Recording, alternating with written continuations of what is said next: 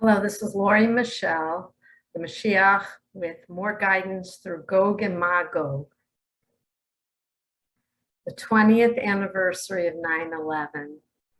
What has changed? What is next? Neither is good news. You can just imagine we're watching a nightmare unfold right before our eyes. You don't have to be American to see the nightmare unfolding.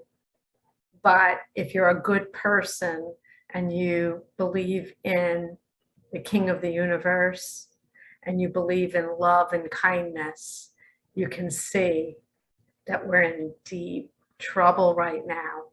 20 years ago, 9/11, I remember the morning vividly. It was horrible. People who are old enough remember that day. Even youngsters, young children remember that day.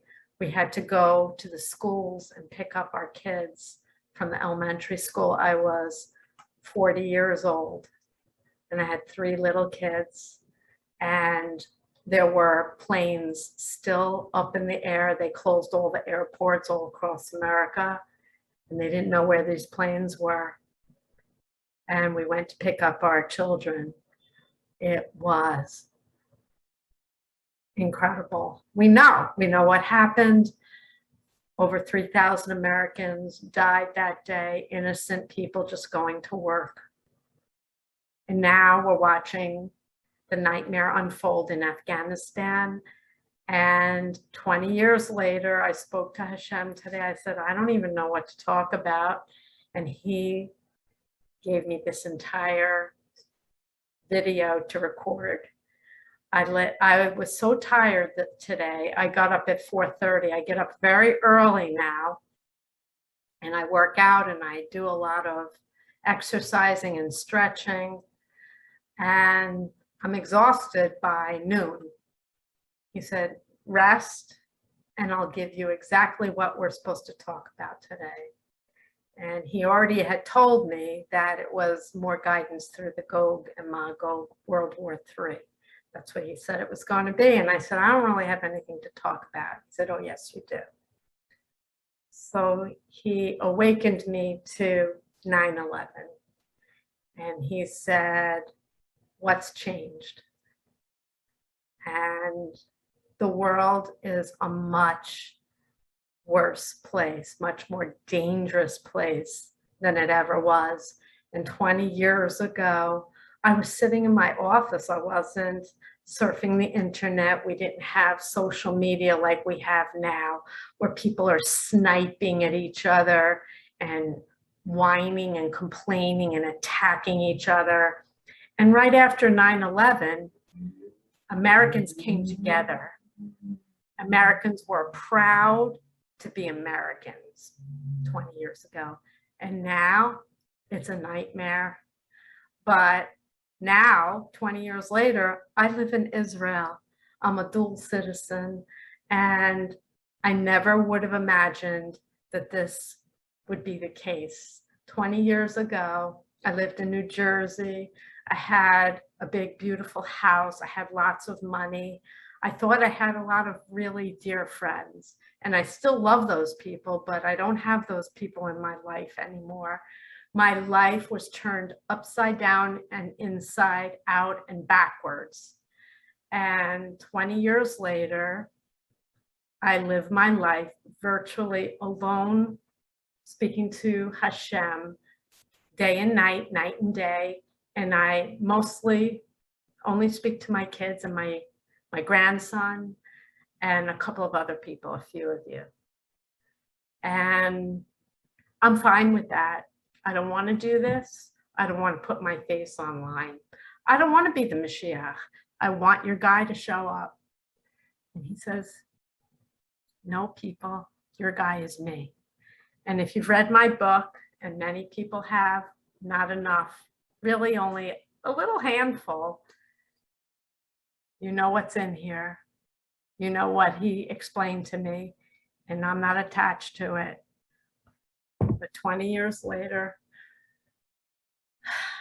I'm watching it unfold the way he said it would. He said 12 years ago, and I posted this just recently, he said the Taliban are committed to evil and they're looking for nuclear weapons and they want to point them at Israel. And just before I turned on this computer, I said I better look at the news feed just to see if anything happened in the moment. And sure enough, the head of defense of Israel was just quoted as saying that Iran is 2 months away from a nuclear weapon. And they've made no bones about it.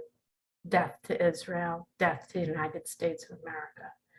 So a dozen years ago, he told me that this was coming. And here it is unfolding before my eyes. And the world is a much scarier and a worse place. In 20 years, we've had 8 years of George Bush, 8 years of Obama, 4 years of Trump, and now we have the Biden administration, and it's a fiasco, and it's a nightmare, and everybody's griping online, wah, wah, wah, blaming Biden, and he deserves a lot of blame. But the problems that we're seeing unfold were many years in the making, and we can't escape our responsibility. Do you feel responsible? He just said, oh, no, you don't. But yes, you are. I run in the morning and I listen to music, and I listen to the song by Billy Joel. We didn't start the fire. It was always burning since the world's been turning. And that's just not true. You'd think it was true. 20 years ago, I would tell you it was true. But now I know more. And unless and until you decide to learn more, history will repeat itself. But he just said, oh, but oh, no, it won't. It would be the end. If you don't wake up and take responsibility, and you're not ready, a few of you are, but most of you are not ready. You don't want to listen to me. Who are you? And he said, you're going to drop to your knees soon. So what has changed? The world's changed. It's scary. There are very evil regimes getting together very soon to do military exercises. Have you been reading the news? Some people don't even read the news because they think, well, what can I do? I'm just a mom from Ohio. I'm just a dad from Texas. You know, what can I do? You can do a lot. There's a plan for world peace, and it's going to take years. And we have to wake up to the fact that we did start the fire, and we need to put the fire out. But that doesn't change things right now. 20 years later, we are on the brink of something very, very bad. And I've been warning you for years, and a few of you are listening, and I'm not here to scare you, but you should be very scared. This is very scary right now. And he's told me what's coming. And I'll give you a little preview of what he's warned me about. He's been warning me every day, and his warnings are getting louder and stronger. The other day, I got the vaccine a couple of weeks ago, the third booster shot. And on Friday the 13th, before the unraveling of Kabul, the Kabul airport, Friday the 13th, I was getting ready for Shabbos. I lost a necklace of mine. I want to show you what it looked like. There's a reason for it, and I'll show you right now. Share my screen. I have a favorite necklace. It's somewhere in the apartment. I can't find it. And it's a Jewish star, and half of it's a heart.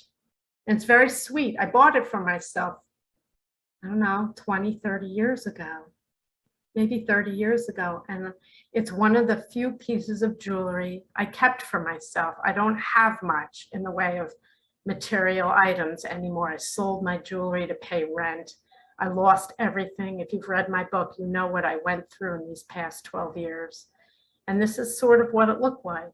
It's somewhere. I don't know where it is. So Friday the 13th, I asked him, I said, Hashem, where's my necklace? I can't find it. I tore the entire place apart 10 times over. And over the years, I lose something and he gives it to me. A day later sometimes, but he does this with me to show me that he knows everything. I'll lose something and then he'll flash it right here and say, here it is, honey. He won't tell me where this necklace is. So over Shabbos, I was crying to him. I said, I love that necklace. Why'd you take it from me? He said, I'll tell you why after Shabbos. And after Shabbos, he made me look for this.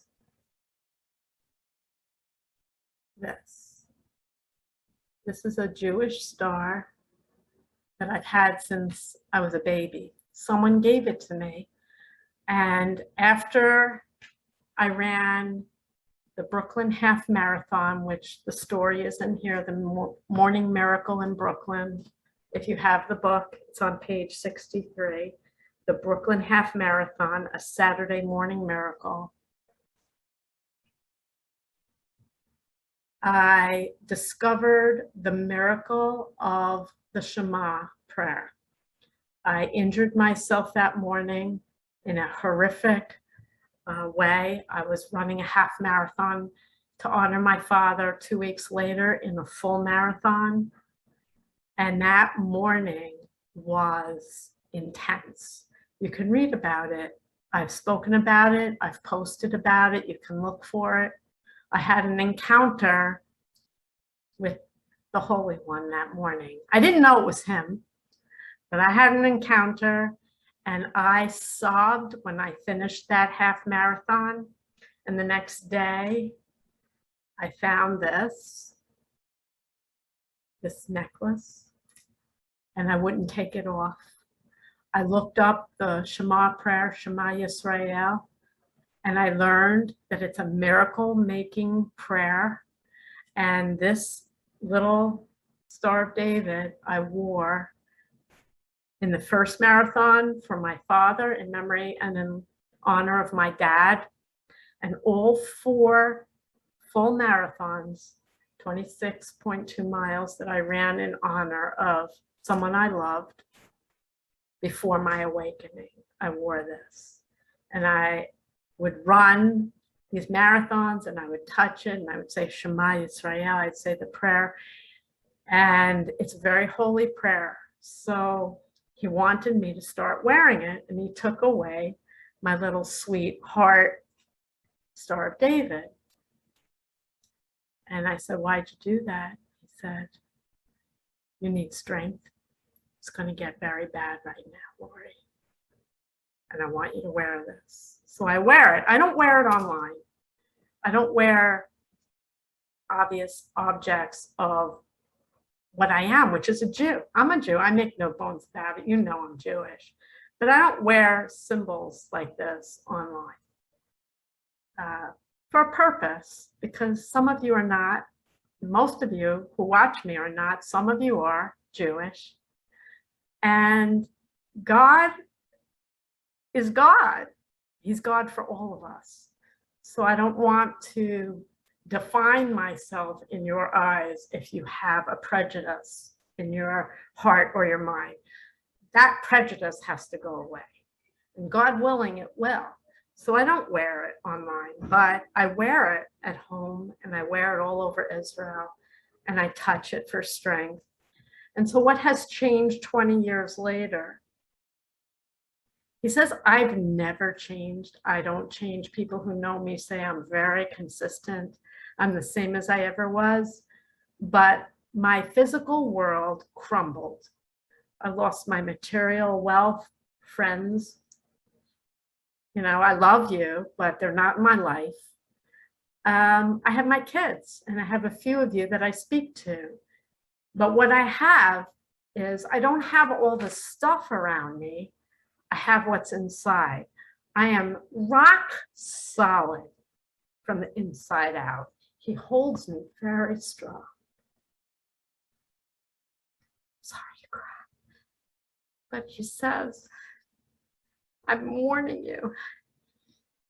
And when the King of the universe says, Lord, you're going to need this, it's going to get very bad. I'm warning you, people. You've got to start learning. You got to dig in. Your strength's going to come from the inside out.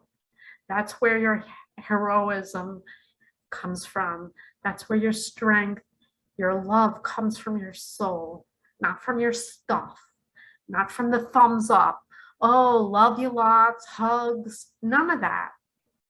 But expressions of love, they're important. I love that little necklace with the heart, but I need Shema Yisrael more. I looked online, and I'll end this way. I don't even know if I'll post this. He says, I sure will.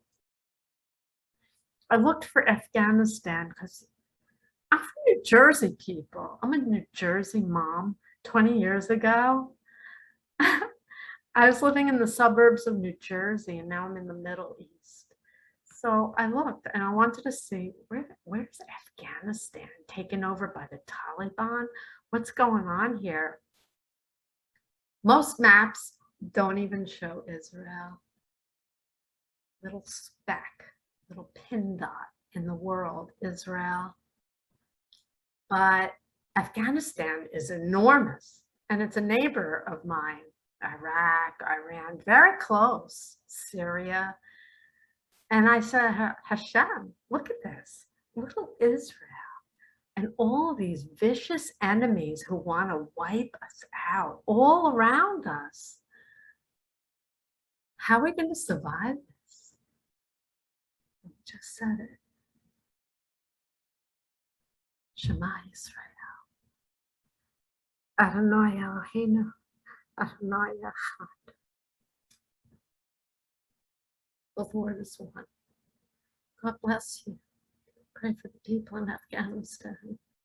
I don't know what's next, but I know He's here, He's with me, and He wants to get to you. I hope you'll start listening. God bless you.